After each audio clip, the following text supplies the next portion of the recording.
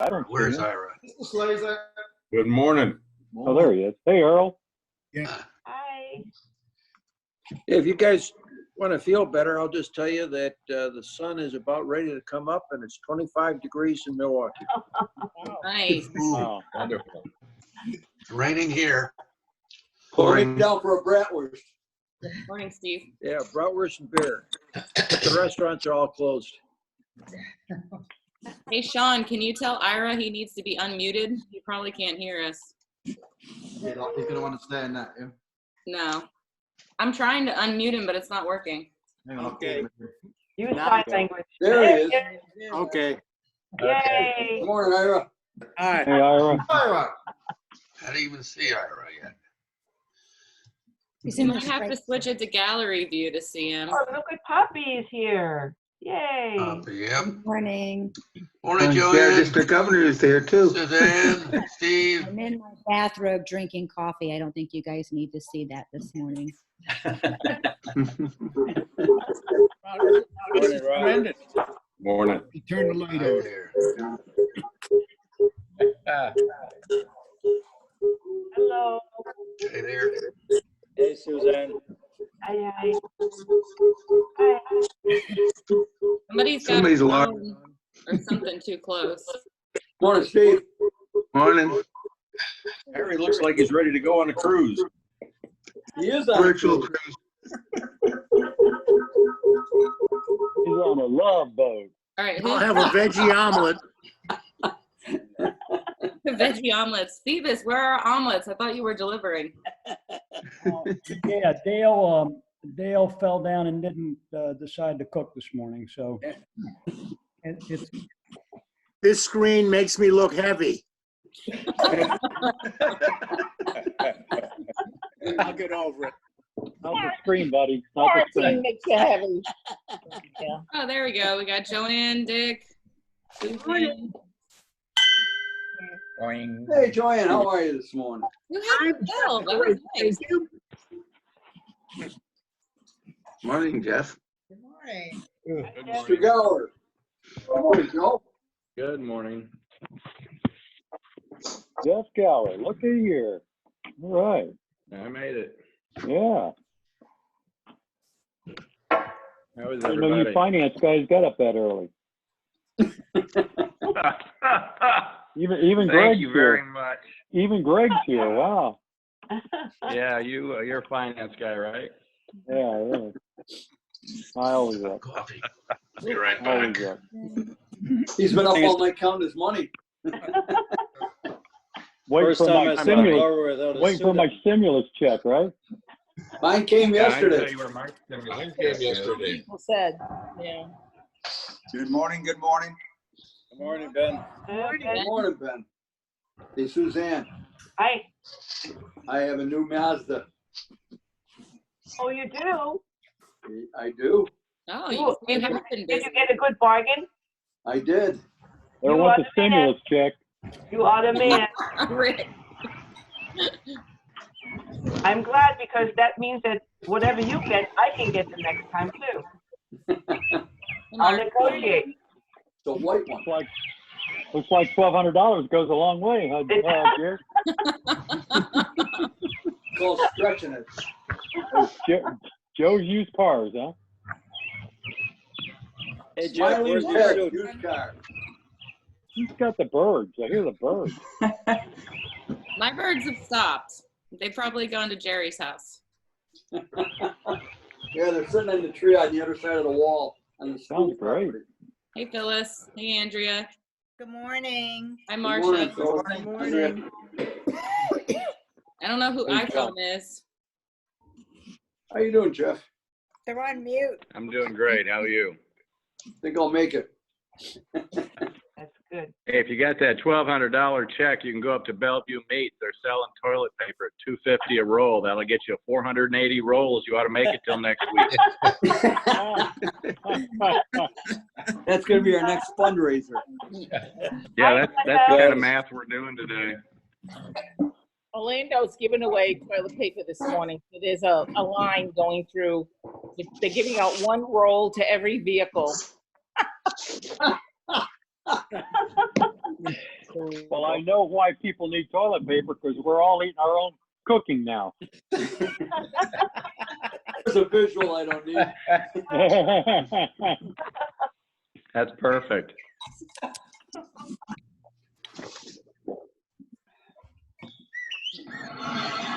I was gonna ask you, can you freeze toilet paper? I wanted to keep. Yeah, but don't recycle it. Oh, bad. Morning, Richard. Talking about toilet paper, this is what I found in my front walk. Oh, Nice. you're the guy. Nice gift. Nice That's gift. what- Everybody in the neighborhood got one. Wow. Somebody's got a lot of toilet paper. What is that? They won't take them back at the stores anymore for those who hoarded, so they got nothing else to do with them. Gosh. Hey, folks, Okay. we have a guest present. Maybe we ought to Are we ready to get started? speed up. 7. Thanks, Phoebus, for keeping an eye on everything. Yeah. Good morning, everybody. Good morning. Hey. John, can you please give us our reflection this morning? Yeah, I'm going to share something written by Viktor Frankl in his book, Man's Search for Meaning, from the preface of the 1984 edition. So I'm going to share a passage from there. And so it is both strange and remarkable to me that amongst some dozens of books I have authored, precisely this one, which I had intended to be published anonymously so that it could never build up any reputation on part of the author, become a success. Again and again, I therefore admonish my students in both Europe and in America, don't aim at success. The more you aim at it and make it a target, the more you are going to miss it. For success, like happiness, cannot be pursued. It must ensue. And it only does so at the unintended side effect of one's personal dedication to a cause greater than oneself, or as the byproduct of one's surrender to a person other than oneself. Happiness must happen, and the same holds for success. You have to let it happen by not caring about it. I want you to listen to what your conscience commands you to do, and go on and carry it out to the best of your knowledge. Then you will live to see that in the long run, I say, success will follow you precisely because you had forgotten to think about it. Thank you. Thank you. Well done. God bless No, America. you're jumping ahead. You're It's off jumping the ahead. anthem. Good in the flag. Flip. Dan, Okay, I'm gonna stand up. If you have a flag, face the flag. If you don't have a flag, face the front of the house. That's what flag should be. Put you on up there. Yeah, or put your gun up there. All right, place your hands over your heart. Veterans may salute. I pledge allegiance To the flag of the United States of America, and to the republic for which it stands, one nation under God, indivisible, with liberty and justice for all.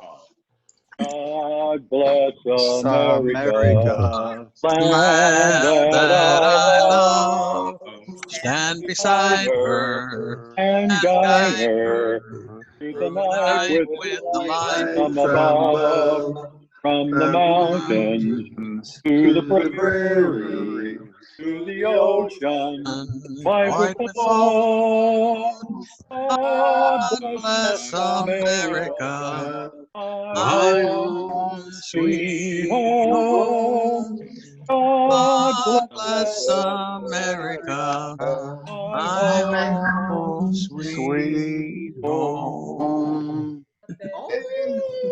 Thank God. good job, everybody. Yeah. It's better every week. Okay, so we Wow. have two guests today. We have our speaker, Jessica Davis, with the Children's Home Society. Kind of hard to figure out where, oh, there she is. You're in the second row, perfect. And we also have, it's on mute right now, but we have Steve Smiley joining us. For those of you that remember, that's a past president and member of our club. Good morning, all. Mhm. Hi, Steve. Hey, buddy. And Dan, I'm doing my 5 miles by the shores of Lake Gunnersville. So I was already standing for the pledge. So thank you for Did having me. Cindy leave us, Stephanie? What? Did Cindy leave us? No. No, she's on the next page. Oh, so she's also a guest. Oh, and I know, and Cindy, I was getting there. And we also have our district governor, Cindy. She's on your second Cindy. row. So. Hey, Hey, Governor. Morning, Cindy. Good morning. Somebody here. All right, I'm gonna mute everybody. There we go. Perfect. Okay. All right, Marcia has a story that she'd like to share with us this morning. So I'm gonna let Okay. Marcia go ahead and take over here. All right, I unmuted here. Perfect. If you were on last week, you remember I said I had a story to tell you about Larry Dolan, and it's a good Rotary story. For those of you who don't know Larry, he's a Rotarian in Leesburg, and he's also an assistant governor with me. But he had a daughter who has a daughter who was on youth exchange in Europe. I think it was Slovakia, might not be quite right on the country. But anyway, he needed to get her home. And so he worked with the airlines and he found a flight. The closest open airport was Vienna. And so from Vienna, she was going to fly to Amsterdam, from Amsterdam to Atlanta, from Atlanta to Orlando. So that got set up. And he said, actually, that was the easiest part of the whole thing. So then he had to figure out how to get his daughter to Vienna. Well, somebody was willing to drive her from the Rotary Club, but they couldn't cross the border because the borders were closed. So he had to contact the Austrian embassy, our embassy in Austria. He got a pass for the daughter, but the US embassy couldn't get a pass for anybody but US citizens. So they had to figure out another way to get her there. And so they contacted the Rotary Club at the border in Austria. And the mayor from the city happened to be a member of the Rotary Club. So he said he would meet her at the border. They sent him a picture of her. They got a picture of him for her and the Rotarian, of course, that was driving her to the border from where she was. They made the switch. The mayor put her in a taxi cab and paid for the taxi cab to get her all the way to the airport. So she gets to the airport in Vienna. And she says it's dead as a doornail. There's nobody, she doesn't see anybody. So she's like, what does she do? So she thought, okay, what would you normally do? So she walked into the airport to figure out, you know, where's the gate? Where do I go? She said there were a few people milling around. So she did find there were 2 gates that were open. So she got on the plane. She gets to Amsterdam, and what Larry knew ahead of time was that if she got to Amsterdam, when they got to Amsterdam, they were going to take everybody's temperature. If there was anybody on the plane who had a fever, everybody on the plane had to be quarantined for 14 days. They weren't going to let anybody on to any other plane. So he's like, okay, if she gets to Amsterdam and she ends up being quarantined, what's she going to do? So he's talking with other folks in Leesburg. Another Leesburg Rotarian, Dave Vandervelt, said, don't worry about it. If that happens, my brother-in-law is the chief of police in Amsterdam. So anyway, that's quite the story of Rotary connections. The good news was she gets to Amsterdam, nobody has a fever, she gets on the plane, gets to Atlanta. The plane from Atlanta to Orlando was canceled, so they just got in an automobile, drove up to Atlanta, picked her up. She's home safe and sound. End of story. Beautiful story. That is some story. Beautiful story. It sounds like the Von Trapp family. Did she sing? It's been an experience for this young lady. It's a great Rotary story. They also think actually she might have had COVID-19. Larry had told me a couple weeks ago, because she went on a ski trip to the Italian Alps in January. And when she came home, she and her host mother both got sick with flu-like symptoms. Oh my She God. probably could have had it. Yeah, never diagnosed, but they think she did. Wow. Wow.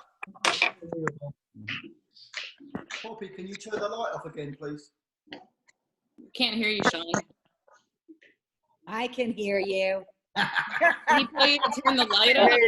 You told me to turn the light off. You look great. Thank you, guys. Well, we don't really have any other announcements, but there's some of you before our speaker starts in about 5 minutes that we haven't heard from in a while. Jeff Gower, how's things in your world? My world's going great. Good as possible. Stephanie, can I do a happy dollar?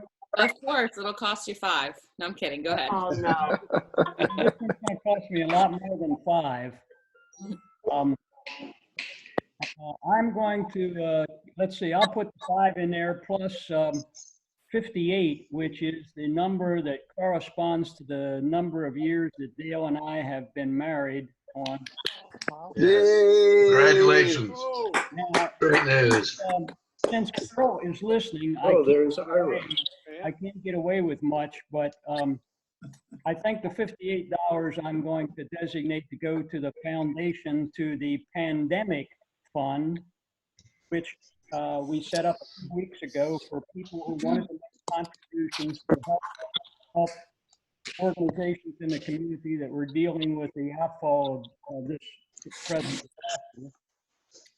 And I know we have had several contributions. Glenda, you and I were talking yesterday, we have over $1,500 now in that account. Yes. Well, I don't have your checks yet, but yeah, that's what you said. It's in the mail. It's in the mail. But anyway, we have 1,500. And our idea was for those of us who don't have immediate or pressing needs for the money and help someone else out, if you want to put it somewhere where we know it will go to the right place and also will be recycled almost immediately into the economy. Send it to our pandemic fund, either to me or to Linda or Earl or Stephanie, and we'll make sure that as we work through this thing, that it gets to the right place. So that's my happy hour for today.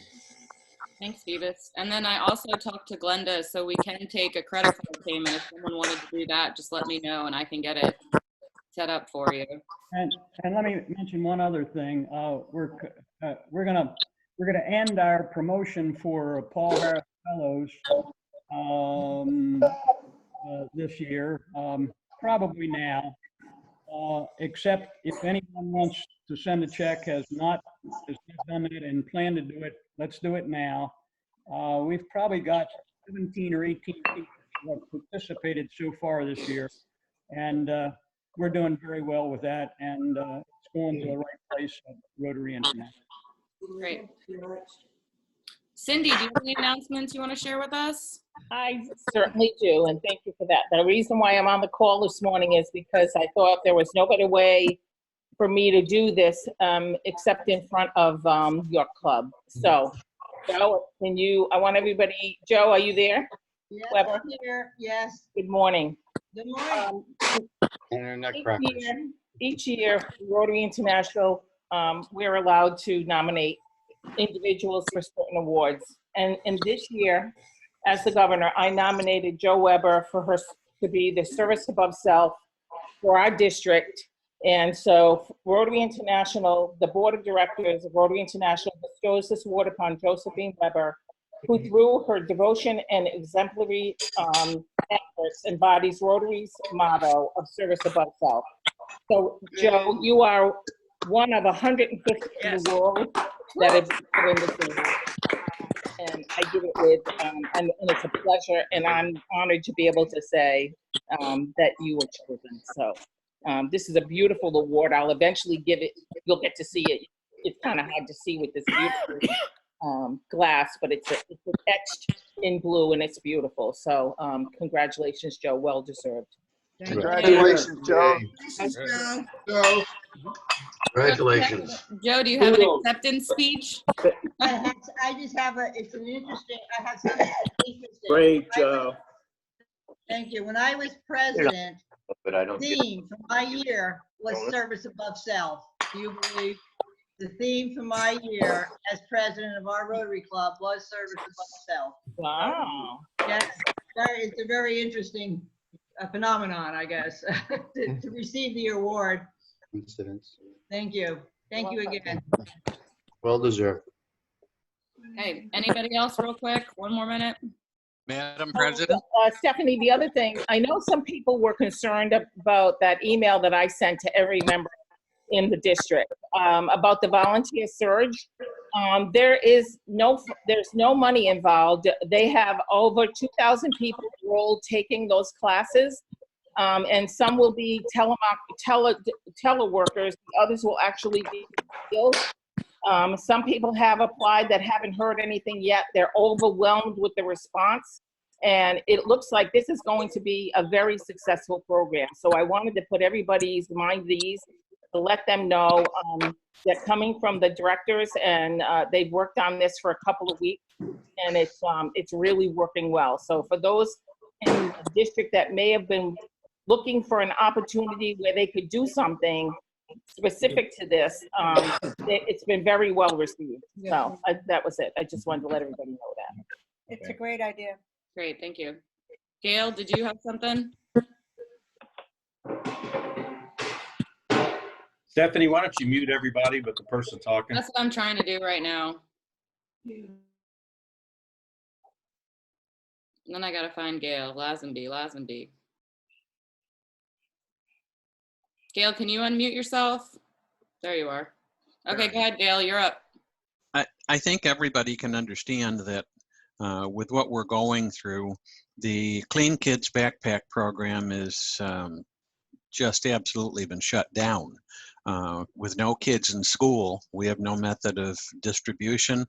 And when it comes to the club, I have no method of collection either, because we're not gathering together in one location. What I would like to do, and I will probably do through the course of our telemeetings, is to remind people we're still going to the grocery store. We're still making purchases. There are still ads in the paper for BOGOs. And as a result, I would hope people would think when they go to the grocery store to buy that extra tube of toothpaste, the soap, the deodorant, the shampoo, those things, put them away.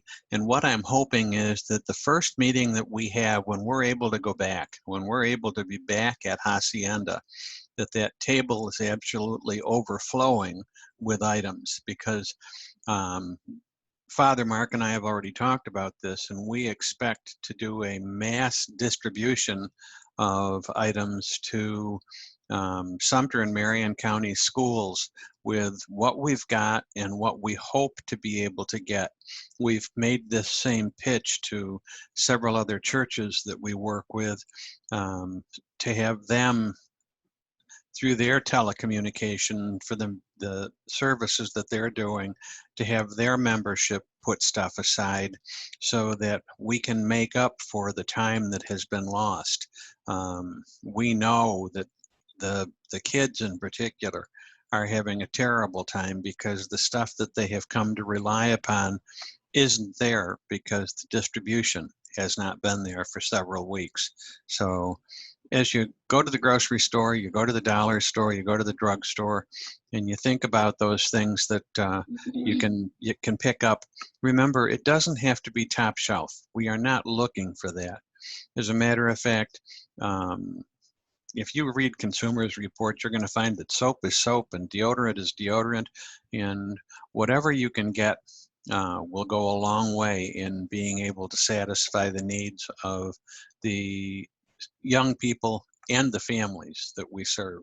So please start setting stuff aside so that when we come back to meetings, you can bring a shopping bag full of stuff, and that I can wind up having to load up my Volkswagen with the top down and have an absolutely full car. Thanks, Gail. Great idea. All right, we're gonna move into our speaker, Jessica. She is with the Children's Home Society. Jessica, do you need me to share the screen or what would you like to do? No, I don't really have a PowerPoint. I was just going to really have some time to talk and share, and then certainly if there's questions, be able to answer that. So is that all right? Yep, you're up. Awesome. Well, good morning, and thank you so much, Stephanie, for inviting me, and thank you, Rotary Club of the Villages, for having me as well. My name is Jessica Davis, and I am the Regional Executive Director with Children's Home Society of Florida. And so I thought I would start off telling you a little bit about CHS. Many of you may know us, some may not. So I want to take a little bit to talk about the work that we do in the state of Florida.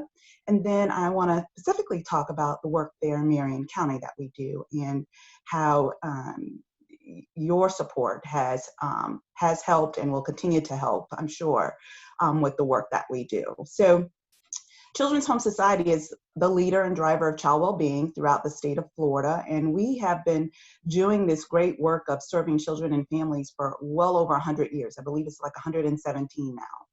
And so we serve more than 50,000 children and families annually through our child welfare program, early childhood education. You guys might be so familiar with that and your support in the past with Healthy Families, Healthy Start, behavioral health services, and now community solutions, which is our community partnership schools. And so many people who know about Children's Home Society often know about our work in foster care and our work in adoption. And that's certainly a very important part of what we do, and we're certainly well known for protecting children that are caught in the midst of crisis. But what's important to know is that a great deal of our work is aimed at prevention, right? Preventing the need for kids to even come into foster care. So we know that children who do enter foster care, unfortunately, for any amount of time, face tough roads ahead. Their outcomes for success immediately drop, and they are constantly playing catch up. That's not what we want for our children in our community. So we are doing more to keep families safe together, and so that children have the greatest opportunity for success. So for one example, we know that untreated mental health challenges can lead to a host of issues in the home. So that's one reason why we at CHS has focused on increasing access to mental health counseling for our kids, for parents, for families, and for our community. We know that many times family can overcome complex struggles when they have the right services in their home. And at CHS, we can help families access those solutions that they need. So really at our very core, we believe in the potential of kids, adults, and entire families, and are dedicated to preparing them to be successful. So I wanted to share some little statistics to really kind of really hone into why the work that we do is so important for the state of Florida and so important for our community. Today, 1 out of every 5 Florida children live in poverty. It can be easy to look the other way or assume that these numbers only affect one part of the town, but reality is that these numbers represent children. So if we connect the dots, children in poverty are 3 times more likely to be abused. They are 7 times more likely to endure neglect.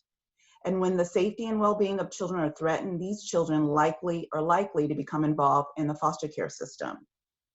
So now let me state that I firmly believe that foster care is certainly necessary in our community, and CHS, along with other partners, are honored to protect and care for children and families involved in the foster care system. But we must remember, though, that the years of research has demonstrated that outcomes for children who enter foster care are not as good as those who stay home with their families. So no matter how positive their experience in foster care may be, the simple fact that children have been removed from their families and placed in other cares of others lowers their chance for success. So at Children's Home Society of Florida, we work hard and with our families so that children stay in foster care for as short amount of time as possible. So we work to help parents overcome their challenges that brought their children into foster care. And if that's not possible, then we work with our community to find a fabulous forever family for children to join through adoption. But sometimes children do grow up in foster care, or they may enter foster care as a teenager and finish their childhood without finding that stability. For these kids who do not exit foster care at age 18 without a family, their future is bleak. So last year, approximately 970 teenagers in Florida exit the foster care system without a family. That is what their future looks like. What their future looks like is that 20% of them will become homeless. Only 50% of them will be employed by the age of 24. They're 10 times more likely to commit a crime, and they are 75% more likely to rely on the government just to meet their basic needs, perpetuating the cycle of dependency on public welfare funding. That's a price we all pay. So you might be asking, how do we change that, right? How does Children's Home Society of Florida change this trajectory for these children? Well, it goes back to reaching children and families early and often, right? Those preventative measures that we were talking about earlier, and really providing the right solutions at the right time. It's just not enough to try to reach individuals after life situations still their potential and future societal contributions. We must proactively address issues that create the domino effect of destruction. While we would certainly be here to help children and families in crisis, we are passionate about delivering the right solutions to change the circumstances that lead to those crises, especially for kids living in poverty or those who have suffered trauma and those battling mental health challenges. That means reaching the whole child, the whole family, from cradle to career and beyond. So we're serving families in their homes, and we're serving families in schools, in our offices, and even now online, right? So whenever families need us, we can be there. We're moving full speed right now to make sure that we are meeting the needs of the community. While this is a significant challenge in our community, we need the entire community to jump on board with us. We need businesses, organizations just like yourselves, individuals to collaborate, advocate, and innovate with us, and to fund the solutions that will make a true impact on the future of our community and our economy. So wanted to segue into really a little bit about the work that we do in Marion County. So our behavioral health program is located on Sanchez Road. So we have one of those historical homes there that CHS has. We've been there for probably over 4 years doing that behavioral health services. Previously we were doing some Healthy Start, early Head Start services out of that building as well. But right now it's totally focused on behavioral health. So we have 10 clinicians, master level clinicians that work out of that office with one supervisor there. And we currently, each year we serve approximately 400 clients. And so we serve clients with insurance and those without insurance. We've been blessed to have received some funding from the United Way over the last 3 years to support those individuals without insurance. So we're able to kind of fill in the gap, and we don't have to tell people no. We can serve all folks. So that's just a little bit about what we do. And so, with our current atmosphere, right, with COVID-19, about 99% of the services that we're providing today are all telehealth, right? Prior to that, we were face-to-face was pretty much the majority of how we were, if you will, seeing our families and our clients and our kiddos. And so our hope, certainly, while telehealth is great, and telehealth has allowed us to do more of that and offer some variety for folks, there are some there's still a need for face-to-face, right? So doing therapy with a 3-year-old on a computer it's challenging at best. And so we know that the need to get back into those schools and the need to get back face-to-face and do those sessions with our clients will eventually roll back to face-to-face as well, but we'll still do some telehealth. So we had reached out to you guys and asked if you guys can support a really innovative project that we were looking to start. and it's called a mobile therapy kit. So because we know our clinicians are at the schools and in homes and in the community parks or wherever they need to be, they have to have supplies, right? So games and materials and sand kits and activities to do with the kids as part of their therapeutic process. So, so we kind of looked at that and put that together for an ask. And so you guys happily awarded us just a few weeks ago. We did get the check for us to be able to use those dollars to fund mobile therapy kits for our clinicians. And so we are so excited to put that together. And, you know, I had talked about how CHS is in the state of Florida. We have programs all across the state of Florida. So we're not the only one doing behavioral health services, but we will be the only one with mobile therapy kits. So I'm excited to see how our clinicians utilize this in their work, how successful they are. And then the thought was that we could share this with other behavioral health programs across the state, and that we really can be mobile, like, because that really is what we do, but we can be mobile, having all the things that we need to really help our families heal through that therapeutic process. So we certainly thank you. We can't thank you enough for your contribution and your generosity in helping us to end the need of foster care as we know it today. We know that this means, you know, that we work tirelessly to keep families safe, strong, and together. And again, just thank you to the Rotary Club of the Villages. And I can't wait to take pictures, like get, you know, once we go back to normal or the new normal, right, to take some pictures and send that to you guys, and hopefully share, come out and take some pictures as well. So I want to pause just to see if anybody had any questions, comments. Yeah, if you have some questions, you can put it down in the chat. There's one from Dick Thebus. What is your most pressing need for funds right now?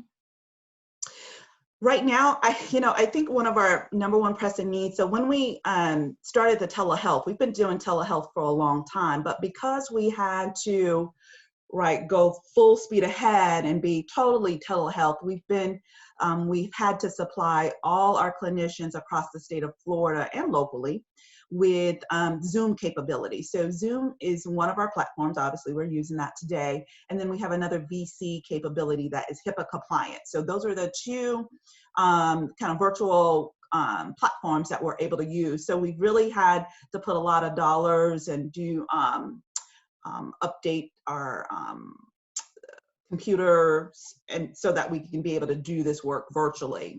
So that's probably our biggest need. Second would be, you know, if our clinicians have to do some crisis counseling, right? That means they do have to leave their home and go where the families are.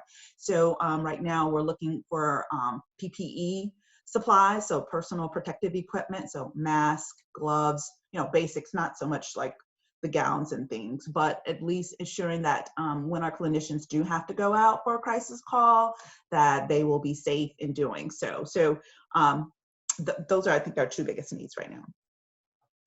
Does anybody else have any questions?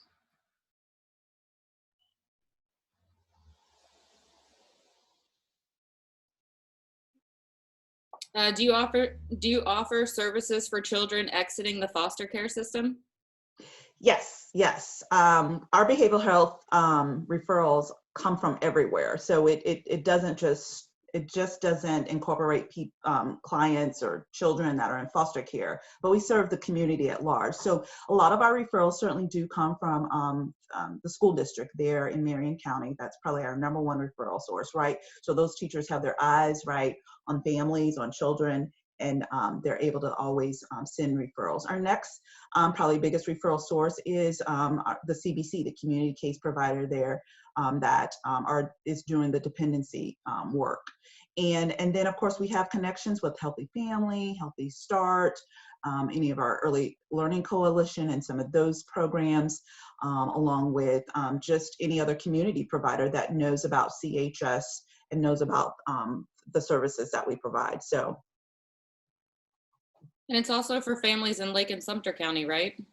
Yes, absolutely. You know, we have, our office is located as I mentioned, on Sanchez, but we also do work in Sumter County. We do work also in Hernando County. So we're kind of like Brooksville area all over. But my particular 10 clinicians, we are totally just Marion County. Anybody else?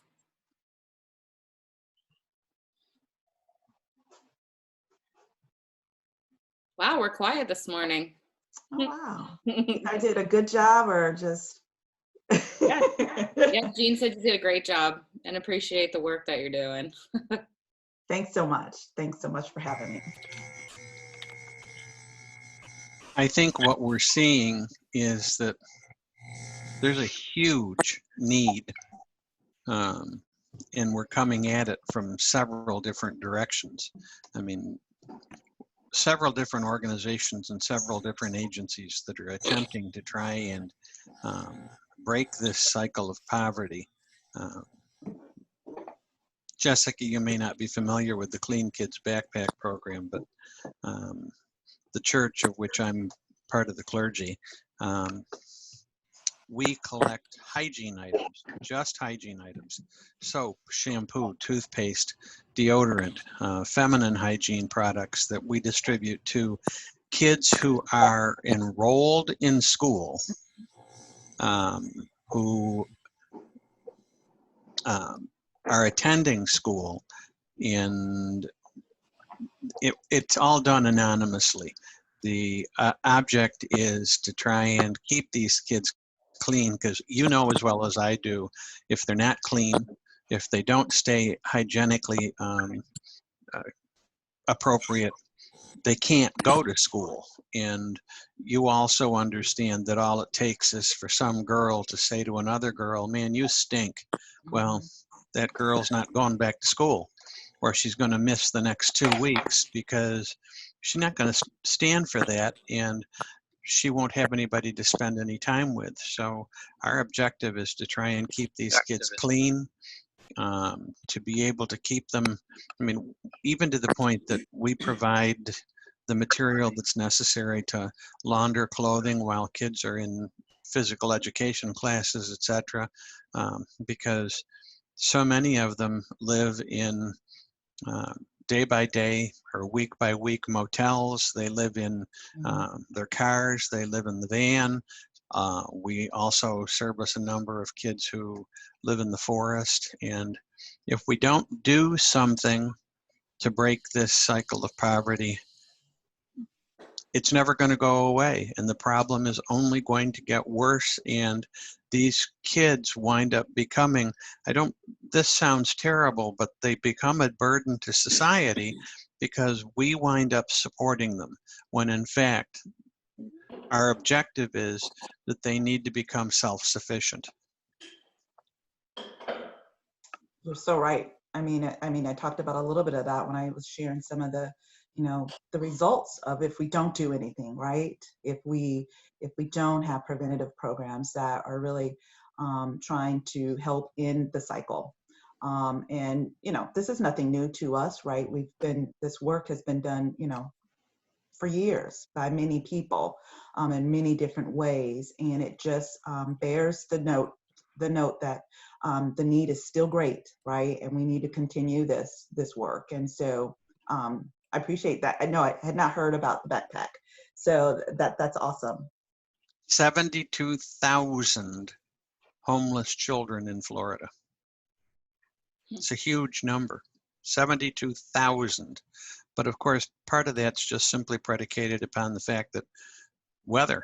I mean, they can't be homeless necessarily and live in Milwaukee. It's a terrible situation. There's not enough shelter and too much cold, etc. But down here, the weather is appropriate, and as a result, it's one of the reasons why they tend to wind up in places like it's Florida and California, some Arizona, but Florida and California have the highest populations outside of New York City when it comes to homeless. But right.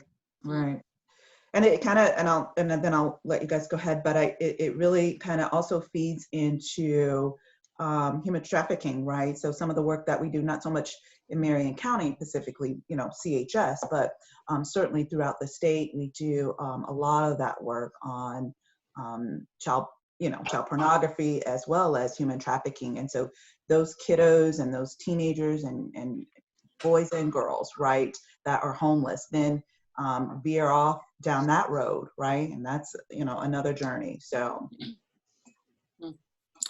Phyllis asked if there are volunteer opportunities. Well, one of the things, not as a present point, but as we get back to our new normal, hopefully really soon, we'll be looking at some other opportunities for some fundraising activities that may lend itself for volunteers. We oftentimes have, we work with the United Way a lot, so we do that Day of Caring, and usually organizations, kind of do a beautification of our lawn and area. We kind of have that kind of work and projects that are gone. So not a lot, because we're kind of a small program there in Marion County, but I would say that, probably the next biggest opportunity would be, once we kind of get back on the map to do some event planning and fundraising, that there could be some opportunities there. Because I know a couple of our members are guarding ad litems, so.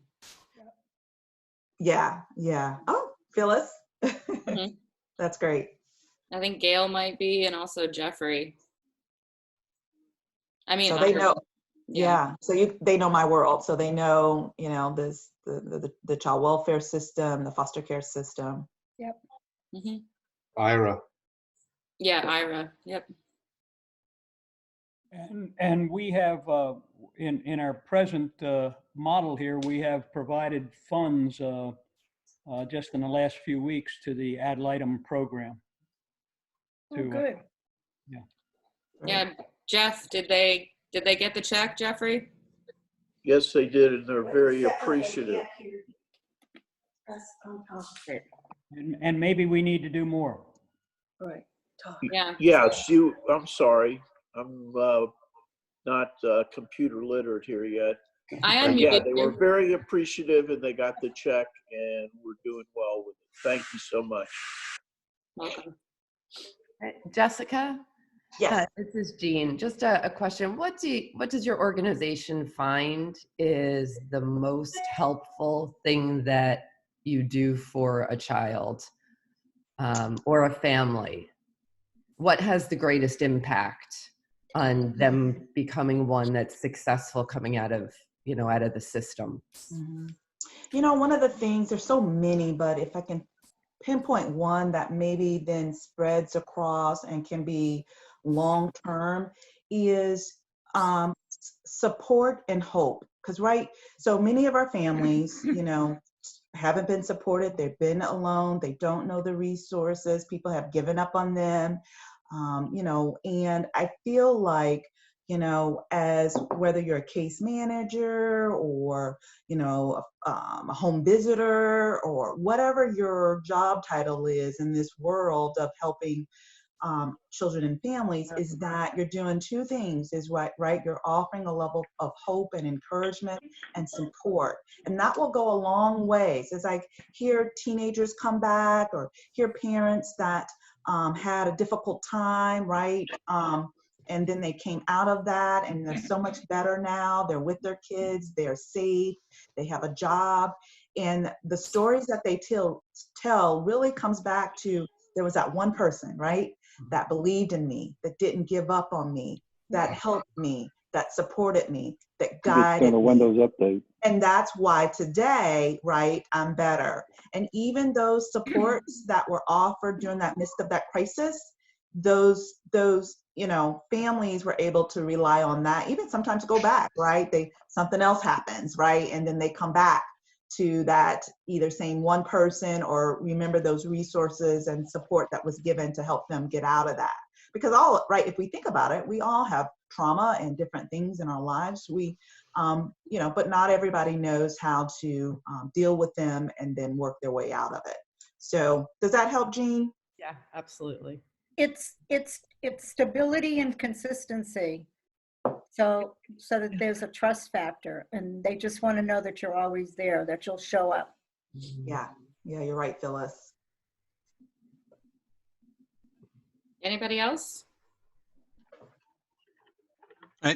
Phyllis's comment is true in almost every aspect of dealing with kids who are homeless, near homeless, etc. The idea of the stability. I mean, I look at the backpack program and, doing a one-time drop for these kids, providing them with shampoo, soap, deodorant, etc. once, doesn't solve the problem, particularly when families don't have the money to be able to provide these things.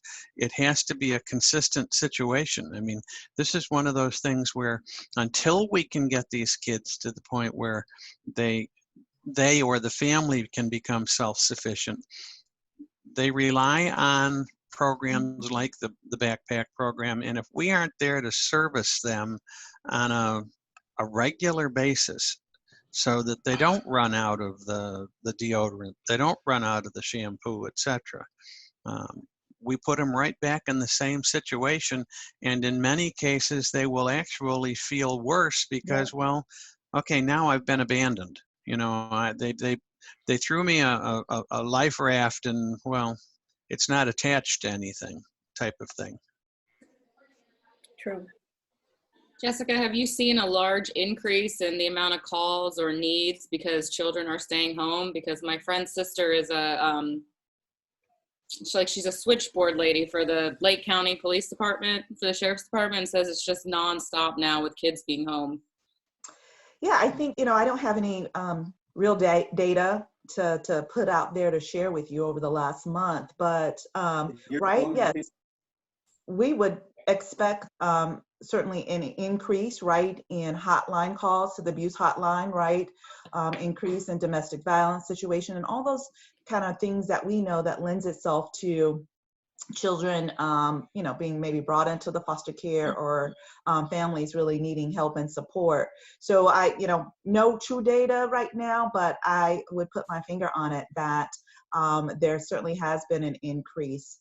And, one of our places, we rely on the school system, right, to be able to kind of be our eyes and ears, right? Those kids are in their care a lot of the time, right? They come in, they may come in without shoes or, the proper things that they need, or they may come in, disheveled or whatever the case. But the teachers and the counselors and those folks were always our eyes and ears and able to kind of send those referrals and get that, get folks involved if need be. But now that they're not in school, right, they're in their communities, you're going to depend on other people to now make those calls or to do, to help them. And so I think we'll see more of that in terms of, people just, making calls because they hear different things or see different things happening. But yeah, I'm sorry, I don't really, Stephanie, have the data, but I would imagine so. Yeah, it's probably just too soon.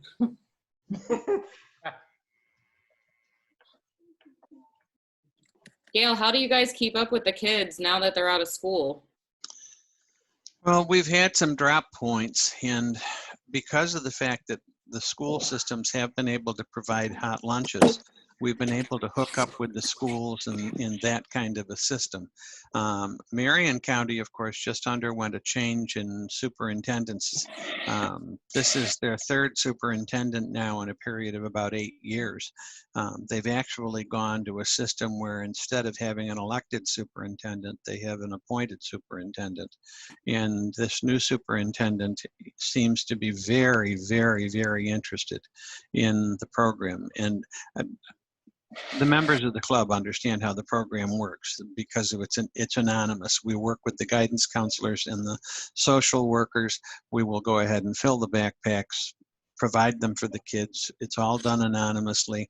Nobody is pointed out as being in need, but every aspect of life is essential to these kids. That's why we've picked on the hygiene stuff, and we're doing it now through the schools with the lunch programs, because the people who are distributing the lunches are the ones who are now taking some of the backpack materials as well. Yeah. Hey, Mark, I know Nicole does all that virtual therapy with her job in Marion County. How's it going? Yeah, my wife Nicole, she's actually a pediatric physical therapist in the school system. And sorry, I think my phone just went, or my iPad just went out. But she works with kids in the school system, so obviously that is not happening the normal way. You would, be in the school. Physical therapy is obviously physical.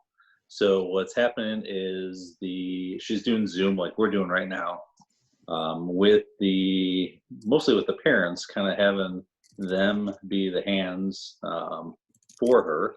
Obviously, sometimes it works better. Some parents, as I'm sure Jessica knows, even foster care, some parents are better than others. So some are very good. They're on top of it. She sets appointments. They're there. Some parents don't do it at all. So it's been difficult for her, but she's doing it. So they're trying best as possible, because those kids, some of them, if they don't continue with it, they lose everything they have. So she is, I think, working a whole bunch just to try to keep the kids the best they can in the circumstances. So a lot of these kids, they're in the normal school system, but they have a lot of physical disabilities, mental disabilities, and but that's what she's doing now. She's doing it out of her house via Zoom. Great. Davis, Stephanie, can you hear me all right?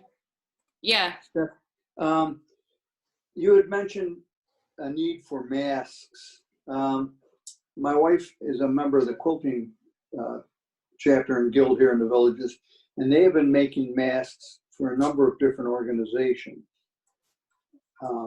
And they're willing to do that for you if you need them, understanding that they are cloth masks. They're not a medically approved mask, but they've made over a couple of thousand already, and they've been distributed. So if you want them and can use them, if you give us an idea of how many and where they need to go, we'd be happy to make that happen.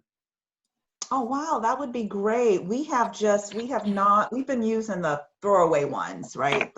And they're not the like 95, they're not the ones that you really need, but they're something, right? So well, these yeah, are cotton and flannel. Right.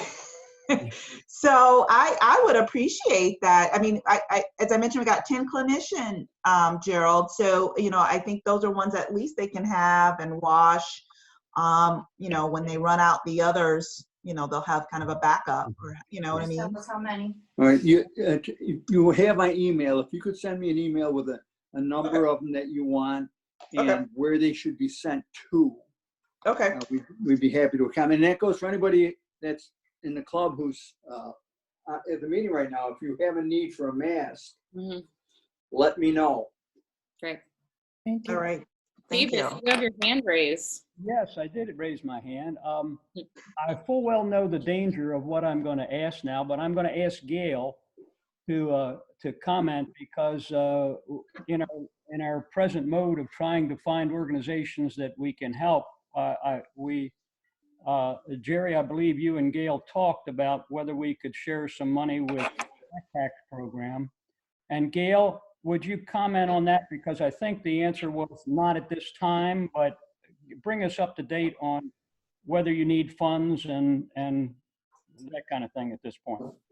Well, Jerry and I had a conversation about this, and I said we could put off based upon the fact that kids are not in school, and we will go ahead, and once school winds up back in session, we're going to wind up distributing the materials that we've got, and at that point, we'll be able to find out what the gaps are. And that's when the money is going to be necessary in order to fill those gaps. When we find that we are short on, you name it, whatever it may be in particular that's necessary, that's when the money will be necessary to go out and make those kinds of purchases.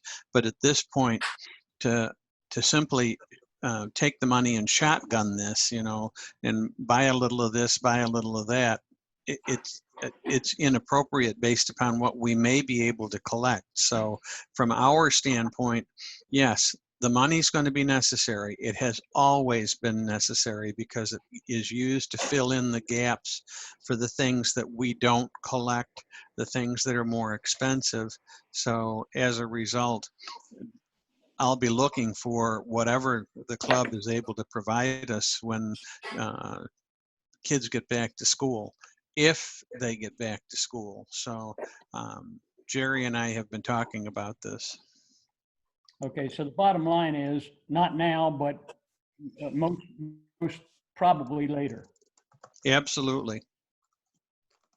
Yeah, Gail, just I'm assuming you have accounts too, because at some point before the end of this year, this Rotary year, we're going to have to distribute those funds. I don't know if we have the ability to roll funds into the following year before distribution takes place. We can do anything our board and the board of the foundation agree to, Jerry. Okay, thank you. And Gail, you just want us to hold on to it till we get back together? I would just assume that the club held it until we have a more definitive answer about what's going to happen with regard to school. I do know that eventually we have started going through the supplies that we've got warehoused, so that we can then expect to find out what gaps we've got now and expect to fill those gaps. I did see a note that Greg asked about where can you leave backpack supplies at this point. Right now, we don't have a location where they can be dropped off, because the fact that the recreation centers are limited, and I don't expect anybody to make that trip to Bellevue, because you won't find anybody necessarily at the church when you happen to be there. But believe me, if you went to, I'm even listed in the phone book. By all means, look me up. I'll be happy to take anything you want to drop off. One of the things that we get lots of, and it's hurt us because they haven't been able to meet either, is the shoebox program. They get hundreds and hundreds and hundreds of bars of soap. Well, they can't pack soap in any box that has food. It's a no-no. So as a result, they set the soap aside, and the soap goes to the backpack program. And I have traveled to one woman's house who does the collection from backpack, and I have walked away with as many as 2,500 bars of soap, because people, well, what happens is people go to the store, and it's an item that comes up on BOGO regularly, and it's generally packages where it's 6 bars. You buy 6 bars and you get a package of 6 bars for free. Well, so we get lots of soap. Jean and Jean's husband understand. Oh, that's right, that's Ron. Jean and Ron understand that our biggest need is deodorant. I mean, it just, this is one of those cases of deodorant winds up not just being used by the kid. The deodorant winds up being used by everybody in the household, and it just doesn't last. I'll remind everybody that I've been getting deodorant from Shoebox too. When we were gathering, they have a lot of deodorant. They sell things just to make some money, extra money, and the people that buy from that table are the ones working. So anyway, they give me a good deal. You get a box of 20 and I give them a 10, So it goes both ways, but they are good for some deodorant as well, shoebox. Well, anybody who is collecting and would like to get it out of your house, believe me, I'll take it and put it in my house, because I can cart it off to church and it can be warehoused. Yeah, Todd, I saw your question about the mental health. That's definitely something we should look into to see. Jean asked about the Take Stock mentors. We have 1, 2, 3, 4, 5 of us here. I have completed my required time. However, I have found for me, rather than using the system that Take Stock just set up, I text my mentor student on a routine basis, and we have some brief text conversations back and forth about what's going on, what do you need, is there help that I can provide you with the work that you're doing, etc. And of course, as we get closer and closer to the end of the school year, we don't know whether or not they're going to even wind up going back to school. And my student is a senior. Right now, the biggest concern that we have is that he's been accepted at Lake Sumter and he's been accepted at Santa Fe. He wants to go to Santa Fe because it's not a matter of wanting to get out of the house. It's that he lives in a household with mother, stepfather, and 2 children who are age 5 and 2. Now, this is an 18-year-old boy, and he spends a great deal of time doing babysitting. And they're not supposed to, and he won't admit it but this is the most polite kid I've ever met in my life. Everything is yes, sir, no, sir. And he's met all of the qualifications, and he's going to get everything he's supposed to get out of Take Stock. And I believe he has submitted an application for a Rotary scholarship because I pushed him to make sure that he does that. But the objective right now is to try and find housing for him in Santa Fe that he can afford. I mean, you have to understand, housing in Gainesville, I mean, it's a college town. There's no such thing as a cheap situation in Gainesville. Yeah. But he wants desperately to wind up in a situation where he's out of that household, not because he has a bad relationship. He actually has a very good relationship with his family. It's just that, you know, living in a household where it's a 5-year-old and a 2-year-old, and mother works, father works, they're working in minimum wage jobs, but he winds up taking care of the kids. Our concern is kind of the immediate, and so I was texting with my student, and then Take Stock sent out, you need to use these platforms that are monitored platforms, and I'm not getting the student to respond through that because I don't know that they've set themselves up with the platform. And so just interested in those, you know, I can text, but the rules of Take Stock say don't do that. But in the circumstances, I feel like it's better to be connected and break the rules than it is to forego the connection with the student. And I absolutely agree with you. So my answer would be keep right. If your student is responding to your texts, keep right on texting and send Amber or whoever you're dealing with a note that says, I can't get my student to respond on the platform that you've set up, but my student is responding on text. And I'll be happy to show you the texts if that's what's necessary so that you can see that the hours are being met. But the bottom line is required hours, so it's not about making the hours. Both of us have already done the 15 meetings for the year. It's about being connected to them, knowing that both of our students come from households that have struggle. And so wanting to make sure the student has an outlet, not about making the requirements. Well, I told Amber also that I am not taking another student next year because I'm not letting go of Greg. I intend to stay with him through at least the first year of college. I mean, he's going to need that kind of support yet. Stephanie? Right. Yep. Did you get the email for the applications for scholarships from Yep. So South Sumter? now we have all of them. Did Rick Hutchins get, Rick, are you still on? I think he left. Okay. Yeah, because I sent it to him and to you. Yeah. So there was six applications from them. Mm-hmm. He mentioned he received it. I saw his email and that we will be getting together shortly. Yep, Okay. so I'll get them all put together and everything. Since we're at the end, I just want to say thank you to everybody and to stay safe out there. If you see anyone that wasn't on this meeting, try to reach out to them and let me know. Because some people have kind of been hard to get a hold of a little bit. Let's do our Joe, huh? Let's do our call. Our director, 10 calls to members to make sure everybody's okay. You want us to do them again? Yeah. Okay. Sure. Maybe next week after our board meeting or something. Yeah. So, Joe, will you lead us out in our 4-way test, please? Sure. Of all the things that we think, say, and do, Is it the truth? Is it fair to all concerned? Build goodwill and better friendships? Will it be beneficial to all concerned? And Is it fun? Safe.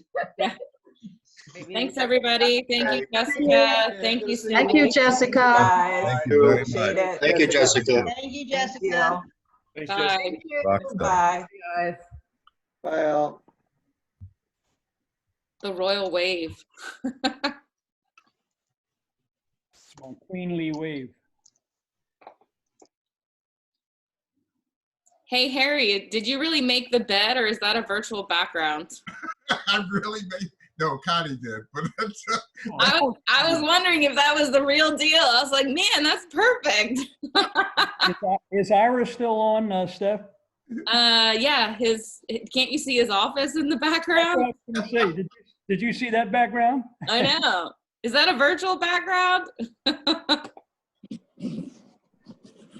Ron, how's things going? Not too bad. We made a decision to go back to work a little bit this week. We had so many people wanting to get their stairs in, so we booked this week solid and see how it goes from here. But everybody is being cautious, wearing masks, keeping their social distancing, and we're in a situation where we're not really with the people. They don't come out of the house, so we're pretty much pretty safe doing what we're doing. I want to thank Joe for getting that award. It was well deserved and it's been a long time coming. Thanks a lot, Cindy. Thank you. Appreciate it. My daughter called yesterday and said that she saw that Boston University was closing until January the 1st. Wow. That's scary. Ira, it's good to see you. Thank you. Glad you got this all hooked up here. Everybody have a great time. Great day. Stay safe.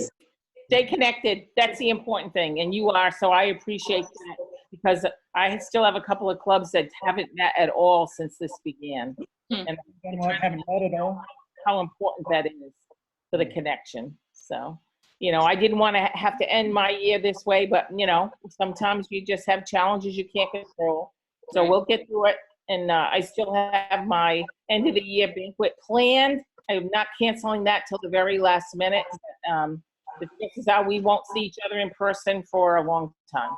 Thank you. Yep. Thanks, Cindy. Bye-bye. Bye. Ira, this is for you. Yeah, thank you. Davis, I don't know if when you talked to Glenda, we got the check back for our awards banquet, so that's officially canceled now. Yeah. Glenda, don't forget to send me the copy of the budget. You can do it online if you want. God, I'm sorry, Dick. No need to be sorry. Just, when you got a chance, do it. I've got plenty of time to look at it. I got plenty of time to send it. I just forgot. Okay. Hi, Glenda. There's a lot of Netflix series to get caught up on. Come on, Phoebus. You keep me rolling in stitches. Okay, we watched Tiger Tail last night. No, you didn't. You watched Tiger King? Tiger King. Tiger Tail. Tiger Tail. Very poignant movie about a Taiwanese family. Oh, Oh, Tiger Tail. Okay, so you weren't watching that like trashy Netflix series. Oh no, we gave up on the porn series.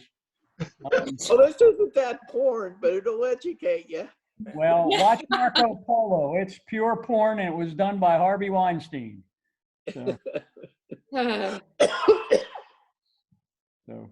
Harry, I saw that Jerome joined finally, but we couldn't talk to him.